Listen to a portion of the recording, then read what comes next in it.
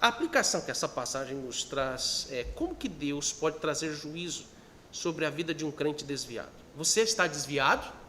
Eu gostaria de fazer essa pergunta. Então, aqui está a aplicação. Você está longe do Senhor, você pode estar aqui agora, mas talvez você esteja longe do Senhor. Você esteja nas mesmas condições espirituais que Judá. Mas veja, em primeiro lugar, Deus entrega as suas paixões e pecados. Em segundo lugar, Deus traz morte como a cobradora dos nossos pecados. Eu vou repetir esses dois pontos. Deus nos entrega as paixões dos nossos pecados. Segundo, a morte ela vem como cobradora dos nossos pecados. Por não lerem mais a Bíblia, por não terem mais intimidade com as Escrituras, como deveriam, infelizmente, muitos crentes não sabem a definição dessa palavra, juízo. Meio que dissipou da mente delas o significado, até mesmo a existência desse termo, juízo. Muitos da nossa geração, de filhos, de crentes, não sabem sequer da existência dessa expressão, porque nasceram ouvindo, seja dos seus pais ou dos seus pregadores, pastores, dizendo que Deus só é amor, que Deus é misericórdia.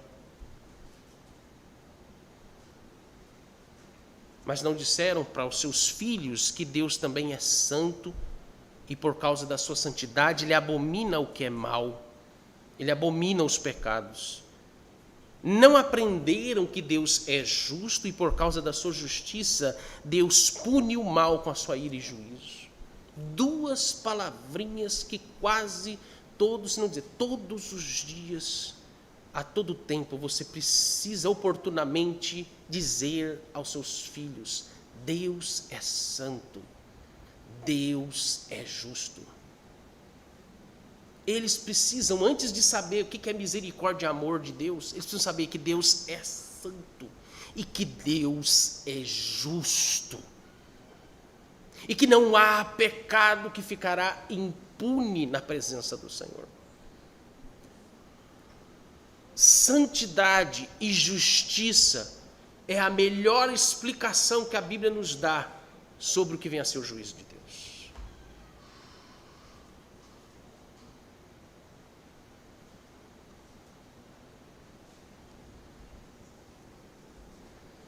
Judá foi um destes homens que estava tão longe de Deus que não se preocupou em menos dizer para os filhos dele que Deus era santo, que Deus era justo e que Deus também era fogo consumidor. Essa foi uma das expressões que mais a minha mãe usava comigo nas situações de disciplina. Ela falava: Deus é fogo consumidor.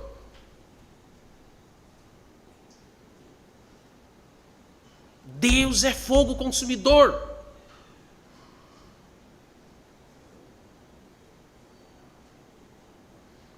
O fogo dele, do juízo dele, ninguém pode resistir. Derrete todas as coisas, consome todas as coisas que ele quer.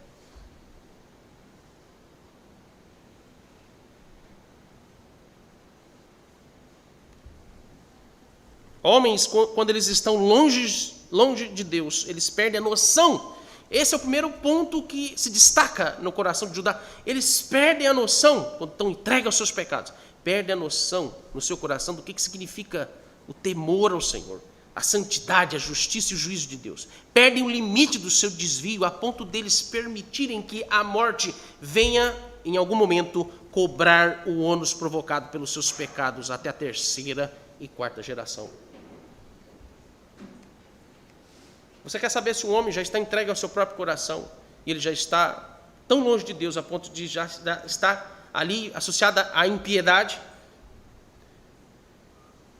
Ele vai demonstrar isso quando ele desprezar, menosprezar a justiça e a santidade de Deus. Olhe e vejamos a grande maioria das igrejas, o que tem sido pregado e ensinado, e o desprezo que se tem pela santidade e a justiça de Deus.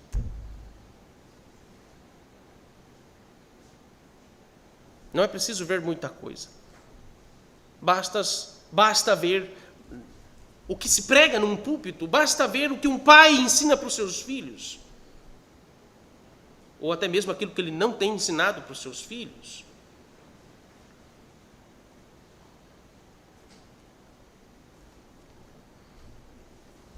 O juízo de Deus já pode ser visto como claro a um homem desviado quando ele está entregue a essa percepção, a essa ausência do que vem a ser justiça e santidade no seu coração. A primeira faceta do juízo de Deus é entregá-los a esse tipo de engano, essa operação do erro, que aqui nas Escrituras é chamado de tolice intelectual, antes dela se tornar religiosa e moral. Tolice intelectual. Conhecendo a Deus, eles o desprezaram e Deus os entregou a tudo aquilo que é inconveniente. Acabamos de ler isso, Romanos 1, 28. Tendo desprezado o conhecimento de Deus, ou seja, quem é Deus? Eles desprezaram isso.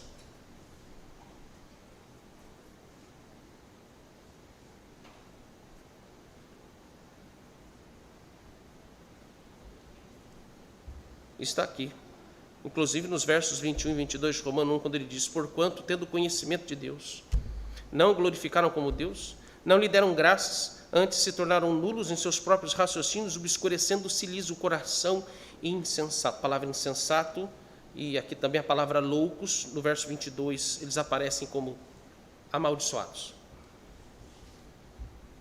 Inculcando-se por sábios, tornaram-se loucos. Em outras palavras, o juízo de Deus traz obscuridade na mente do homem, no modo de ver, interpretar e de dar sentido a todas as coisas, quando elas estão sendo relacionadas a tudo que envolve a sua vida espiritual.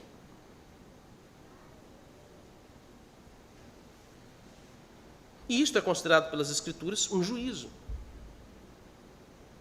Um tipo de maldição. Fazer escolhas erradas e pecaminosas é a pior de todas as maldições que recaem sobre uma pessoa. Vou repetir isso para você guardar. Fazer escolhas erradas e pecaminosas é a pior de todas as maldições e juízos que caem sobre uma pessoa. Ai de nós. Ai de nós.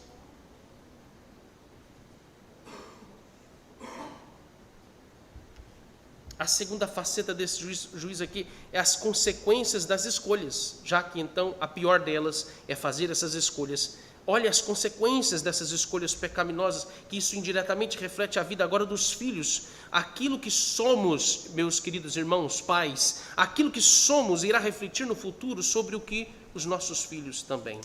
Eles são e também serão. e Onã é a cópia do pai.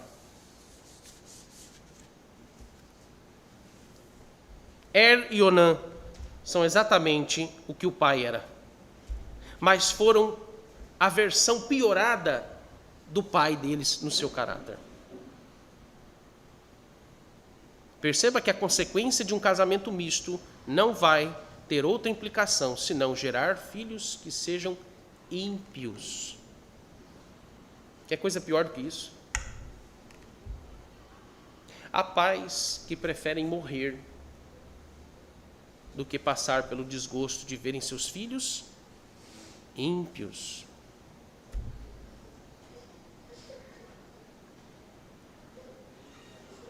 O texto, apesar de não nos dizer, mas veja como novamente a figura materna, a esposa de Judá, tem um peso decisivo sobre esses filhos aqui dessa família. Não apenas Judá, mas principalmente a sua esposa, que era uma ímpia, teve papel fundamental em influenciar os seus 3 filhos a viver sob a égide da impiedade e da imoralidade.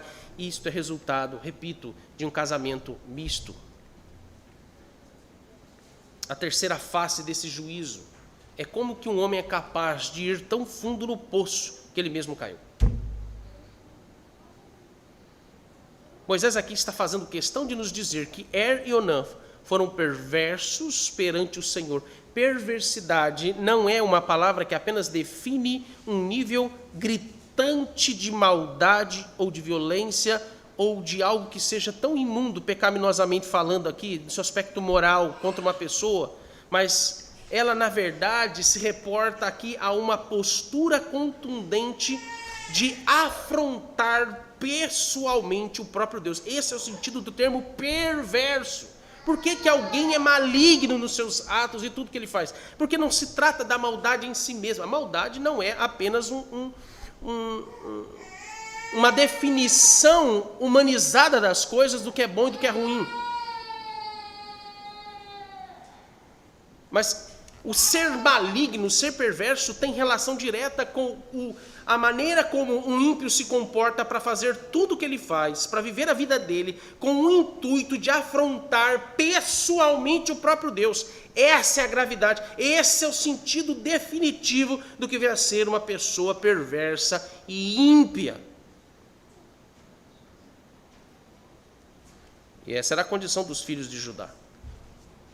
Não se trata apenas de Er e Onã serem violentos, cruéis e dados à imoralidade por si mesmos, mas eles faziam todas estas coisas porque eles desafiavam a santidade e a justiça de Deus. Eles primeiro desprezam no seu coração, e em seguida eles afrontam a santidade e a justiça de Deus. O texto, como é que você percebe isso nas Escrituras? Acabamos de ler que tanto Er e Onã, Moisés ele vai dizer, eles eram mal perante o Senhor. Ele não diz perante Tamar, perante Judá, perante outras pessoas. Mal perante o Senhor, ímpios perante o Senhor. Ou seja, Deus foi afrontado. Não só no que fizeram, mas no modo como viviam.